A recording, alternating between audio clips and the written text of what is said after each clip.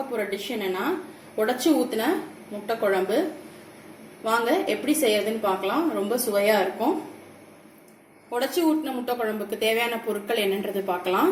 ஒரு பெரிய வெங்காயம் ரஃபா சாப் பண்ணி வச்சிருக்கேன். ஒரு சின்ன வெங்காயம் சின்ன பொடிசா கட் பண்ணி வச்சிருக்கிறேன். தக்காளி ஒரு 3 தக்காளி எடுத்து மிக்சியில் அரைச்சு பல்ப் எடுத்து வச்சிருக்கிறேன்.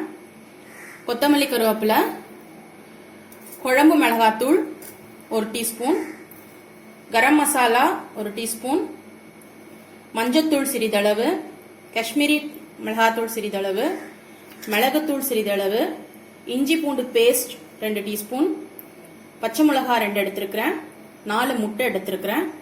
வாங்க எப்படி செய்யறதுன்னு பார்க்கலாம். உடைச்சி ஊற்றி முட்டை குழம்புக்கு முதல்ல ஒரு பேன் வச்சுக்கிறேன். அதில் ஒரு 2 ஸ்பூன் அளவுக்கு எண்ணெய் ஊற்றிக்கிறேன்.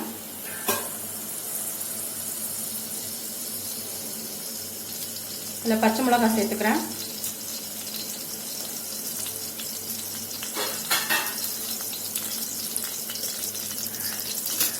ஒரு சிறிய பட்டை, 2 கிராம்பு, கொஞ்சம் கடல் பாசி, ஒரே ஒரு மராட்டி மொக்கு, ஒரு நட்சத்திரம்,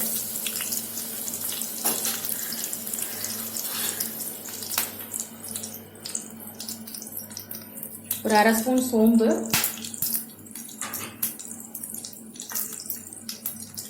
ஒரு 1/4 ஸ்பூன் ஜீரகம்.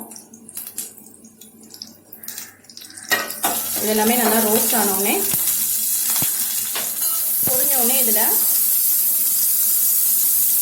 ஒரு பெரிய வெங்காயம் கட் பண்ணி வச்சுக்கோ, அதை சேர்த்துக்கலாம்.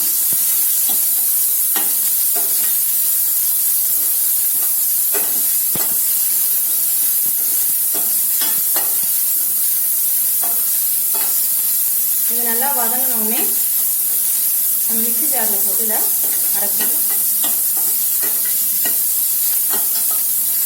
மீடியம் ஃப்ளேமில் வச்சு நல்லா வதக்கிக்கோங்க. இதில் கொஞ்சம் உப்பு, ஒரு 1/2 ஸ்பூன் அளவு உப்பு சேர்த்துக்கிறேன். சிறிதளவு மஞ்சத்தூள் சேர்த்துக்கிறேன். இது நல்லா வதக்கி வந்ததுக்கப்புறம் நம்ம மிக்ஸி ஜாரில் ட்ரான்ஸ்ஃபர் பண்ணி அரைச்சிக்கலாம். நம்ம பேனில் ஆயில் எடுத்துப்போம். ஒரு 2 ஸ்பூன் ஆயில் விட்டுக்கிறேன். இதில் ஒரு 1/2 ஸ்பூன் சோம்பு, 1/2 ஸ்பூன் ஜீரகம் மட்டும் சேர்த்துப்போம். பட்டை லவங்கெல்லாம் ஏற்கனவே நம்ம வெங்காயத்தோடையே அரைச்சிக்கிட்டோம், அது தேவையில்லை. இது நல்லா பொடிஞ்சு வந்ததுக்கு அப்புறமா இதில் பொடிசா நறுக்கியிருக்கிற ஒரு ஆனியன் இதில் சேர்த்துப்போம்.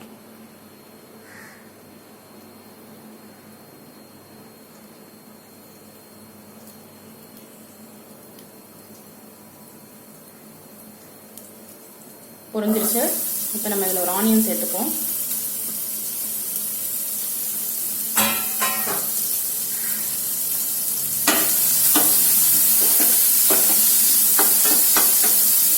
ஆனியன் நல்லா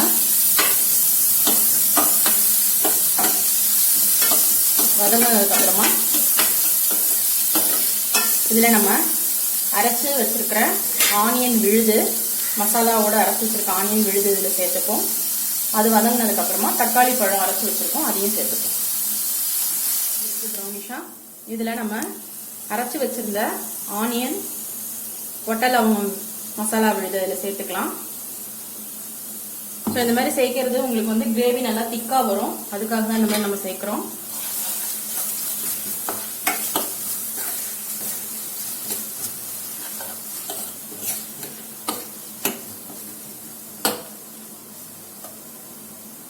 இப்போ நம்ம இதில் ஒரு 3 தக்காளி பழம் அரைச்சி வச்சிருக்கோம்,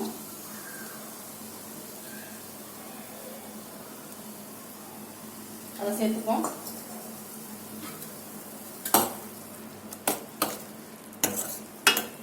இது நல்லா வதங்கி ஒரு கொதி வரட்டும். அதுக்கப்புறம் மசாலாலாம் இதில் சேர்த்துக்கிறேன். இதில் நான் 1 ஸ்பூன் அளவுக்கு மிளகுத்தூள் சேர்த்துக்கிறேன்.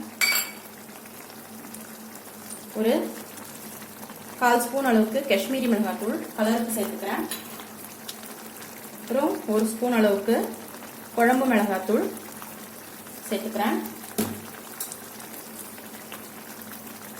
உப்பு தேவையான அளவு சேர்த்துக்கிறேன். கொஞ்சம் கருவேப்பிலை சேர்த்துக்கிறேன். எல்லாத்தையும் பச்சை வாசனை போகிற அளவுக்கு நல்லா கொதி வரட்டும்.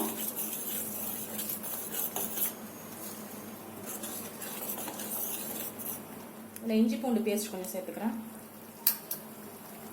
கொதிச்சுட்டு இருக்கு. இப்போ நம்ம இதில் வந்துட்டு முட்டையை அடிச்சு ஊற்றிக்கலாம். நான் இதில் 4 முட்டை அடிச்சு ஊற்றுறேன்.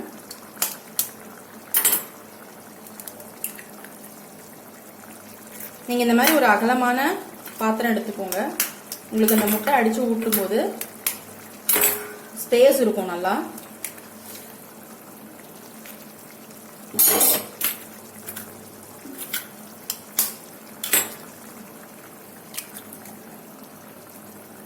உடனே திருப்பி விடாதீங்க. அப்படியே ஹையில் வச்சு ஒரு 2 நிமிஷம் நல்லா அந்த முட்டை வந்து வதங்கட்டும். அதுக்கப்புறம் நம்ம திருப்பி விட்டு பக்கம் வெந்துருச்சு. இன்னொரு பக்கம் திருப்பி போட்டுக்கலாம். பொறுமையாக எடுத்து திருப்பி போடுங்க, உடையாம. இந்த ஒரு 2 நிமிஷம் நல்லா கொதிச்சதுக்கு அப்புறமா நம்மளுக்கு சுவையான உடைச்சி ஊற்றின முட்டை குழம்பு தயாராக இருக்கு. மேலே கொத்தமல்லி கொஞ்சம் தூவிக்கலாம். இது சாப்பாட்டுக்கு பிசைஞ்சு சாப்பிட்றதுக்கு ரொம்ப சுவையாக இருக்கும். இந்த மாதிரியான சுவையான ரெசிபிகளுக்கு நம்ம விசாகன் குடில் சேனலை சப்ஸ்கிரைப் பண்ணிக்கோங்க. பிடிச்சிருந்ததுன்னா ஷேர் பண்ணுங்க, லைக் பண்ணுங்க, கமெண்ட் பண்ணுங்க, பக்கத்தில் இருக்க பெல் சிம்பிள் ப்ரெஸ் பண்ணுங்க. தேங்க்ஸ் ஃபார் வாட்சிங். வாங்க சாப்பிடலாம்.